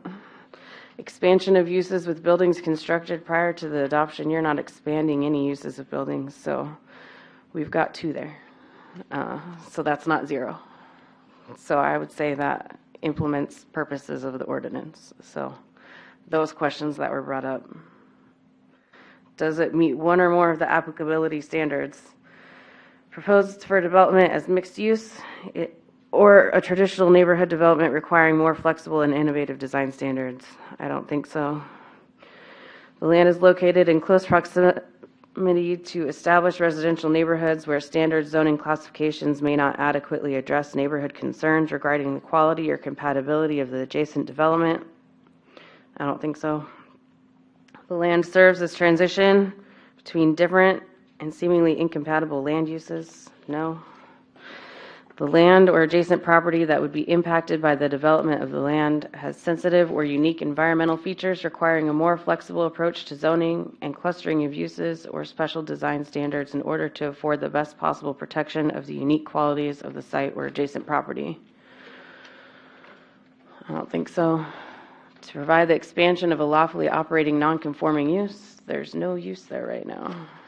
That did not tick any of them. So I'm not sure any of those were applicable. Did anybody hear anything applicable there, up here? In part 2 here? No? Did our head of planning hear anything applicable in there? No. I would like to say one thing that was not mentioned there, and I really would like the citizens to consider this. A gentleman back there brought it up, and that is the Bandera Road corridor. Texas DOT has done an extensive study. In fact, if you go on their website, they've done a zone analysis, right? And they've also done a land use plan. We have to consider this. We have to consider what they're stating is going to be the impact on Bandera Road corridor, because they've investigated and they're looking to the future.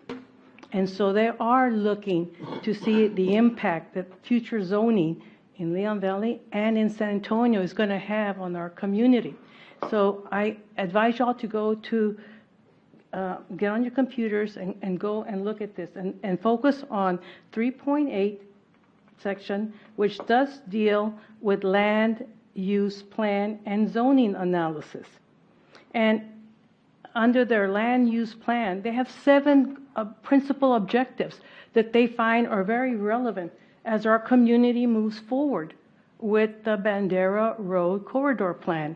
And that is, at the very top, preserve single-family neighborhoods and green space. Protect single-family neighborhoods by not increasing density of future land use with existing neighborhoods or that are immediately adjacent to them. So one of their main concern is measured density and to maintain the neighborhoods that currently exist. So they're not saying don't develop. They're saying be very thoughtful on the type of density that's going to be occurring, because that's why they're building that's why they agree with the Parkway Boulevard, with the Parkway type of road that they're going to be building. So we have to be very thoughtful in moving forward on the type of zoning that we're going to be allowing here in Leon Valley. And so just to be clear, check out the Bandera Road Corridor Plan and look and see what their analysis says about land use moving forward and zoning. And so the big issue is to protect the existing neighborhoods. So read it, be prepared, and come to the city council. Okay, so anyways, my point was, it meets 2 of the purposes, but I didn't see where it meets the applicability. So I know PD was recommended by the city council, but I'm still not sure. Right, so right now we are... I know that we're not approving it, right, but we're I'm just, saying... what would you like for Mr. Shahadi to come back with? Y'all's recommendation. My recommendation is for him to take what he heard tonight and do what he will with it, including the fact that I couldn't find where it's applicable for a PD, and come back with also whatever he wants with what he heard from the citizens. Absolutely. We're happy to do that. I just wanted to clarify why a PDD, because we could have just done an R6, yeah, honestly, and yeah, would have been easy. The thing is, I believe why there was interest in, we're not trying to get creative on PDD. Was way more work than just coming and asking for an R6. Yeah. Just so you guys know, just to be clear, it was exponentially more expensive for us to come through a PDD process. And the question is, well, why? Why did you do a PDD? Because honestly, we thought this was the preference. We were told that's the preference because there's a reason why. Yes, an R6 is the base of the PDD. But what you get with a PDD is more assurance around what the site plan is going to look like. Yeah. Right? So at that point in time, especially because of the complex nature of this piece of land in relation to the adjacent pieces of land, that is where the flexibility is required. I just wanted to clarify that. Yep. That it was not, honestly, our desire really to do a PDD and pay all this money for it. But, but at the end of the day, it serves a purpose in terms of long-term planning as whoever is going to develop, whoever is going to buy the city property, say, and decide, oh, they're doing R1, they're doing R6, whatever that is, that there are logical linkages that the Planning and Zoning Commission and Council can basically dictate. And they cannot do it with an R6 without having a PDD in place and an enforceable site plan. I just wanted to clarify why a PDD, although, like, you know, we do get a couple boxes and that's all we need. In fact, one box is all we need. But at the end of the day, it's not meant in a malicious way, quite the opposite. Honestly, it's just that, you know, Council prefers that. They want more certainty as to what's going in there, how the linkage is going to happen. I think it's a good idea. You know, we're obliged because, you know, I think it's a good idea. Yeah, That's we're all. just. So I just wanted to Yeah, to no, respond I to know you. it wasn't. I know it wasn't your deal. You were encouraged by the council, but I'm not seeing where it's applicable. I'm seeing where it meets the purpose, but I'm not seeing where it meets the applicability. And that's on council, not on you. So. It's not like, you know, I know what council is trying to do, and it's not a bad thing at all. Yeah. You know, I think they the want recommendation to is a see it, and good they want the recommendation. neighborhood to see it. Yeah, they want fine. to know what's coming in, right? Yep. And how do you blame them for that? You know, But- it's nice to do an R6 and just leave it out there Yep. to a developer to decide. Yep. This forces the developer's hand to show exactly what they're going to be developed, and that is what they will have But when to it develop. comes down to actually voting on it, we would have to follow our ordinance. And so if it doesn't meet any of the applicability, we wouldn't be able to approve it. So. Get that. Oh, you're doing your job. Yeah, absolutely. I think we're stuck a little bit in the middle in terms of... That's the job part. Absolutely, absolutely. All right. So, yeah, Any so other questions that's for me? Are we what, good? I don't think did we have questions for him? Or, because the feedback was to listen to the citizens, and since we didn't have that applicability, do what you will with that when you come back with your actual request and your feedback from the citizens, because I feel like our feedback's not really necessary aside from the actual planner brain that we just spit out just now. But from a technicality perspective, is your preference that we come back with an R6 zoning then? From So a then we're- technicality, then we're- from a then we're technicality putting- perspective, you're going to get a lot of pushback from every resident, and the council would, on a good year, listen to that. Okay, so good. So PDD So, it is. on a good year, whether you make it past us or not, you wouldn't make it past the council. Right.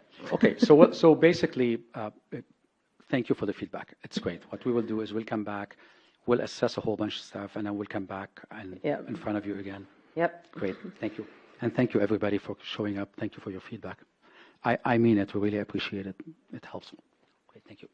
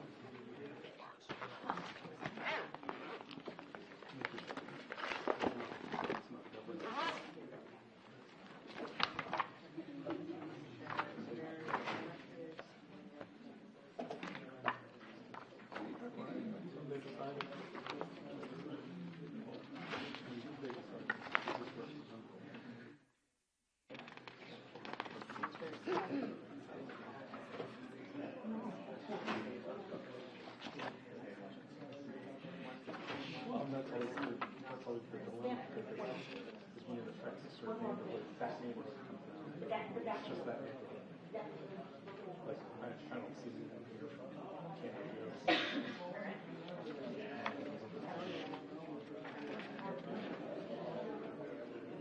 Most people don't until it affects them. No, it's not. I don't think it's so what now?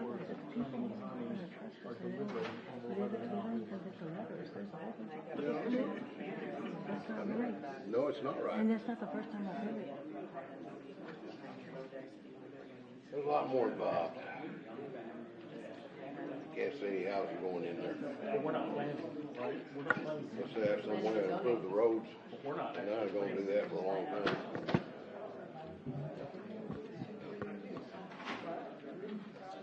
You know, that Bandera corridor is going to impact. Yes, it will. It is. And You're that's going to what- have businesses. You guys ready? close down because of it. If they say it's not going to happen, Yeah, it that's will what I'm saying. happen. Well, And, all they're doing, they're leaving the same roads. All they're doing is adding one extra lane for bikes. exactly. That's all. So it's not like. You ready for the second? You know, Give us 2 minutes.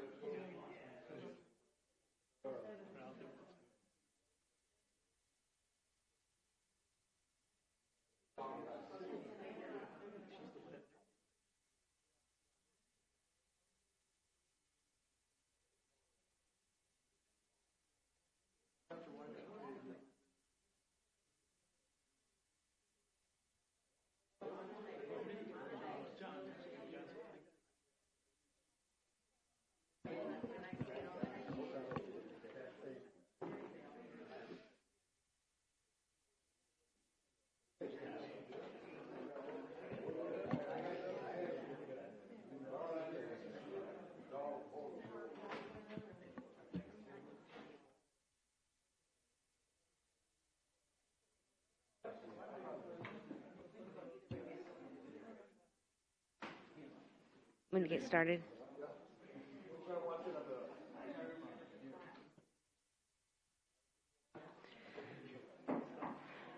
Can we get started?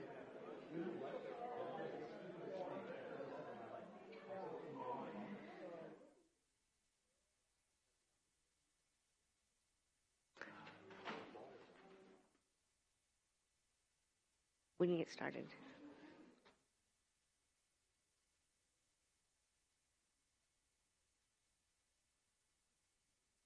Can we get started? Okay, thanks. Okay.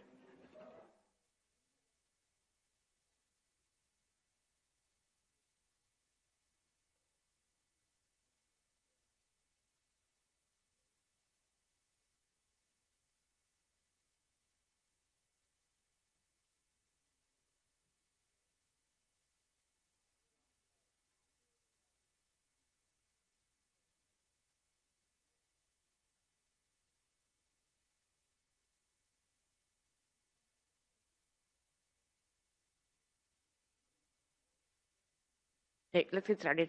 We have the applicant here, so. Okay, so here's our second case for tonight. It's what is known as Phase 2 of what used to be known as Post Landing, now it's Senna. So the parcel was owned and occupied prior to the city being incorporated by the Post family homestead, and it was zoned as R1. The owner of the adjacent 10-acre subdivision is constructing a PDD, and that was came through as Post Landing and was approved. So what happened was they needed a secondary access. So they did not meet the fire code, so they bought the adjacent property, which is approximately 6 acres, to meet that code requirement. So our master plan on Huebner Road corridor states that the land use in this area encourages all vacant areas located on the east side of Huebner Road to be zoned as R1. The developer is requesting to match the first phase of what they got approved for, which is the lot size would be approximately 3,000 square feet, their frontage 35 feet, 16 setback in the rear, and 3 on the sides and 10 on the side. Here is their site plan, and as you can see, it will be about 49 lots.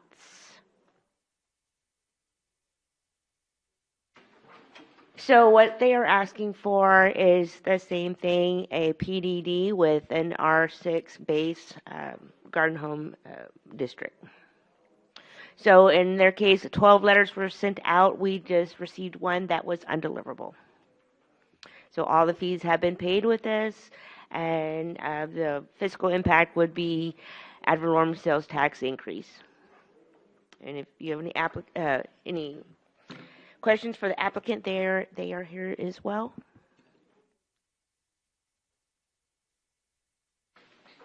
So it's basically the same as what we did originally.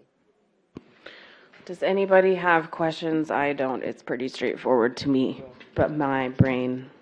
Just understand, so they're just requesting. Is your mic on? Just to understand, so they're just requesting to follow through with what they did in phase 1. They're just going to continue that same. You have this picture. What they got approved for. They just want to continue that for phase 2. The phase 1, phase 2 picture. Mm-hmm.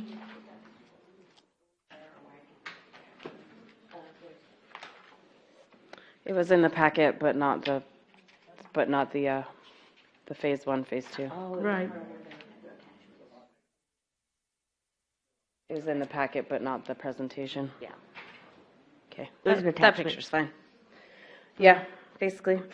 We have it in our packets. If someone out there really wants to see phase 1 as well, I can rip mine out and hand it to you.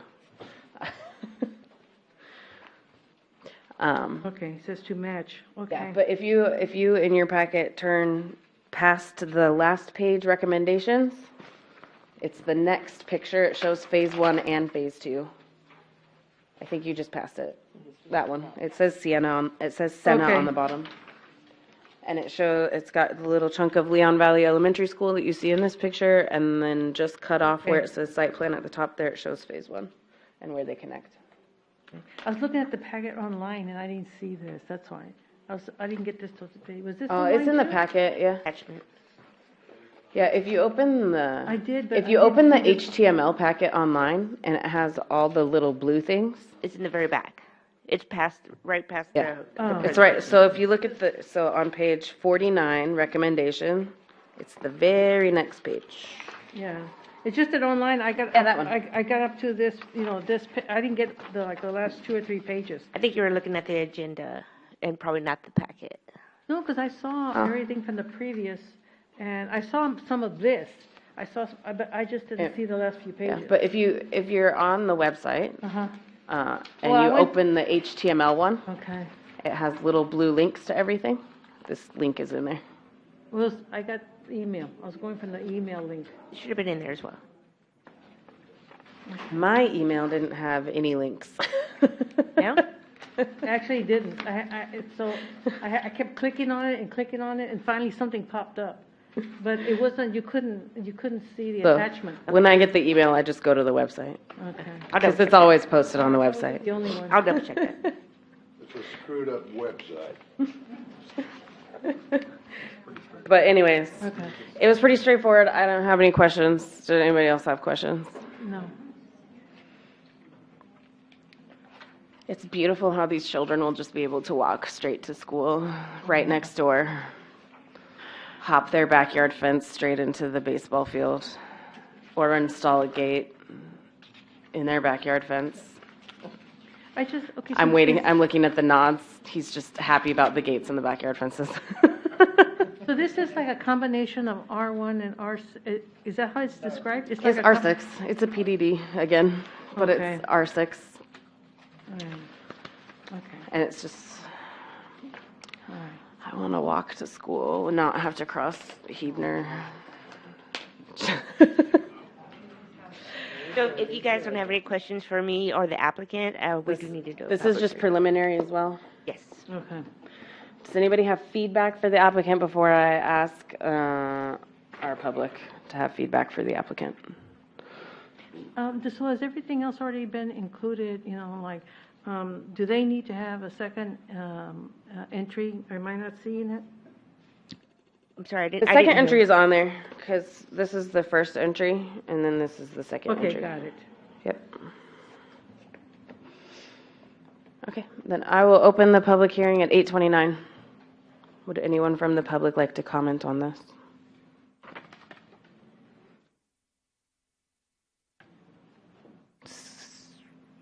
Seeing no one from the public, I will close public hearing at 8:29.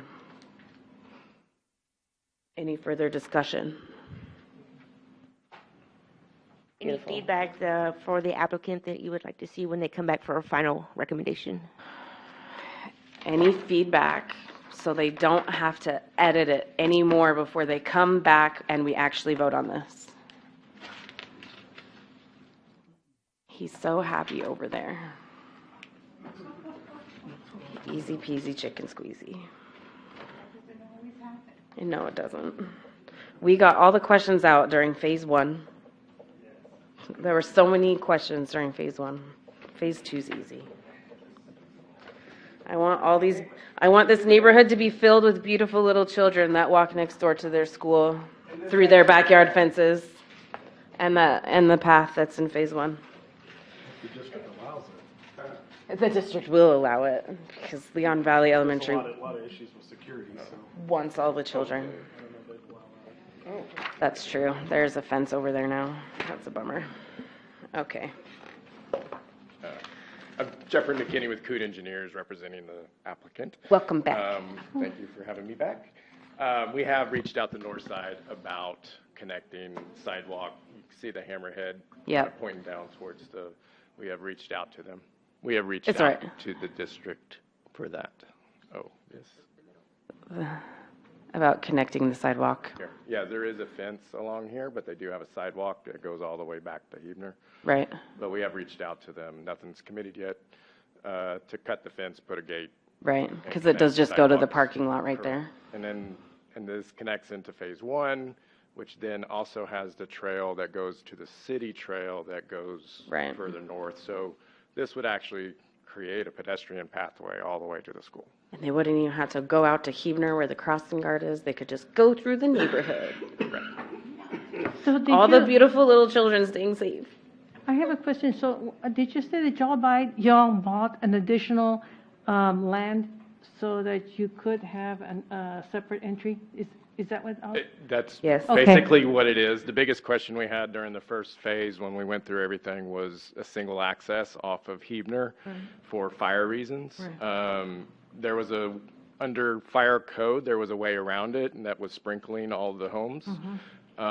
When Century Communities went and priced that out, it was pretty ridiculous on the cost. It had, with everything else in the world, prices had really gone up on sprinkler systems. So they actually seriously went after the two property owners here, and they were actually willing sellers now, as they weren't 2 years ago, 3 years ago. So that's why this whole project has really kind of changed with those two property owners willing to sell. So. Okay.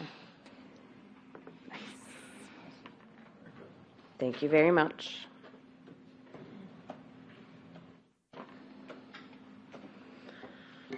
All right.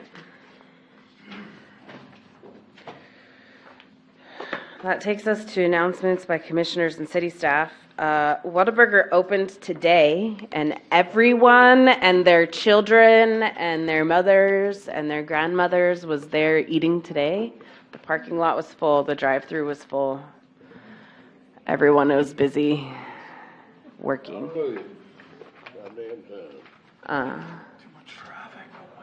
Yeah, it's so busy. So you can get your Whataburgers now, and it's open 24/7. They opened at 11 this morning, so first breakfast starts at 11 tonight if you like your Whataburger breakfast. Tacos. Yep. So, and it's all nice and clean and shiny inside. Yep, I was there. And that was my only announcement. Any other announcements? Get out and vote. Oh, yes, voting. That starts, the voting. Primaries are still. Primaries. That Primaries ends at the end of this week, is, right? I think the official primaries is the 5th. And then, our elections are in May, which means early voting starts in April. Earthwise is Saturday. From 9 to 1. From 9 to 1. The Onion By the property library, right? Or in the celebration. park? The Or Onion both? property celebration. What one? The Onion birthday celebration. Oh, yeah, the Onion birthday celebration? March 16th. You Miss Onion? And spring break is coming up before our next meeting, so enjoy your week of better traffic on Bandera Road. We have, before you got here to start the meeting, we have two people that are unexcused. I didn't hear from them. Oh. Mr. Dillig and Mr. Mefford, I'm sorry. Okay. Yeah, I didn't hear from anybody. Sorry, I was late. I was looking for my migraine medication, which I did not find, which is why I had to get more medication in the middle of the meeting. And sorry I was so late. I was at an appointment with my daughter that lasted a lot longer than we had planned for, so. Children. Sorry about that. Sorry that your family is more important than this meeting. Just kidding, I'm not sorry. Your family is more important than this meeting. Thank you for starting the meeting for us. I tried to call and say I was going to be late, but no one answered their phones, just like you shouldn't during a meeting. Good job, everyone. I did. I tried to call from a 303 number, so if anybody has a missed call from a 303 number, that was me trying to make sure you guys started the meeting. Good job not answering. Yeah, our next meeting is the 26th. March. Because it's already that time of year. And that's all I have. Do you have anything? I do not. Anybody else? Okay. Then meeting adjourned at 8:36. Thank you.